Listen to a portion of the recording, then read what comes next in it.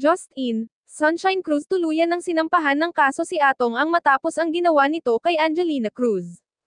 Tila ngayong araw nga lang March 18, 2025 nga lang usap-usapan sa mundo ng showbiz ang di umano'y pagpa-file ng doble-dobleng kaso ng dating actress na si Sunshine Cruz, matapos mapanood at mabalitaan ang kumakalat na viral video ng kanyang anak na si Angelina at Atong Ang.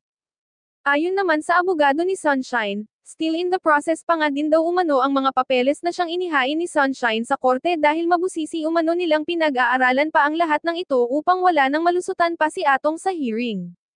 Ngunit sa kabila naman nito ay pinapatilihan namang tahimik ng kampo Ang, at ni Atong sa media maging sa social media matapos nga pumutok ang isyu na kumakalat na ito, maaring sa punto nga daw na ito ay guilty ang businessman na ito, dahil sa wala na nga itong may pakitang ebidensya at pruweba upang maprotektahan ang kanyang sarili.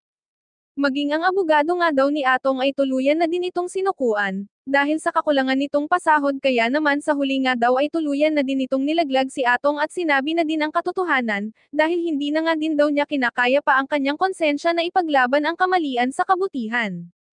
Subalit sa kabila naman nito ay nakarating nga din daw ang balitang ito sa ama ni Angelina Cruz na si Cesar Montano. Kaya nang mabalitaan at mapanood nito ang video ay hindi umano niya naisikmura ang ginawang ito ni Atong sa kanyang anak, dahil malaki umano ang respeto at pagtitiwala niya kay Atong na alagaan at ingatan ang kanyang mga anak, ngunit tila sa huli ay tinrader at binaygo nito ang kanyang pangako kay Cesar.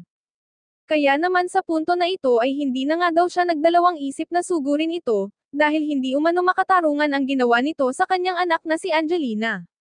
Samantala sa kabila naman nito ay marami namang netizens ang siyang mainit na bumabatikos kay Atong, dahil sa ginawa nito sa anak ni Sunshine Cruz na halos min-or edad pa ngayon, tanging korte at batas na nga lang daw ang bahala sa lahat, upang ipaglaban ang kababaihan at katarungan na kanilang inaasam.